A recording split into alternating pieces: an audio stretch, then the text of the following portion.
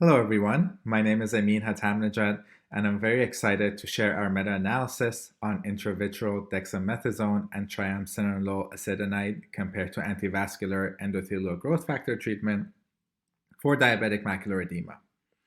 So the purpose to conduct this study was that the previous literature has shown that diabetic macular edema, or DME, can be treated with either intravitreal anti-VEGF or corticosteroid injections. Previous studies have shown that intravitreal steroids may lower the treatment burden for DME patients, given their reduced frequency when administered as sustained release implants. However, guidance on the comparative safety and efficacy of steroid treatment relative to anti-VEGF treatment is limited, which prompted us to conduct this study.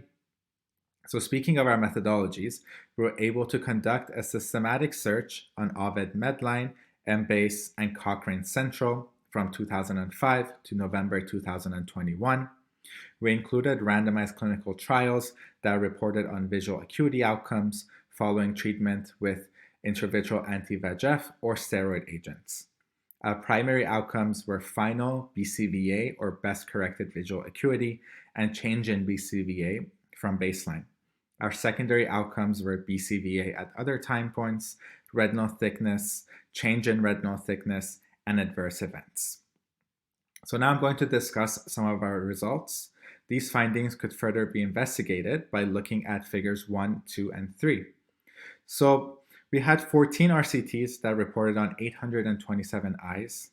Our findings suggested that final BCVA was similar between eyes treated with intravitreal steroids and anti-VEGF agents.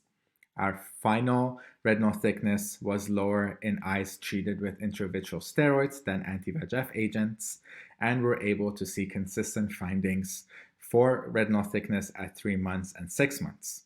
However, eyes treated with intravitreal steroids were associated with a higher incidence of intraocular pressure-related adverse events. So in order to conclude our findings, there were no significant differences in final BCVA and change in BCVA from baseline between the two treatment modalities. Eyes treated with intravitreal steroids were associated with significantly lower retinal thickness at 3 and 6 months, as well as the final follow-up time points. However, we were not able to see the same findings for the 12-month time points. So these results reinforce the importance of a continual reevaluation of the role of intravitreal steroids in DME management. Thank you so much for listening.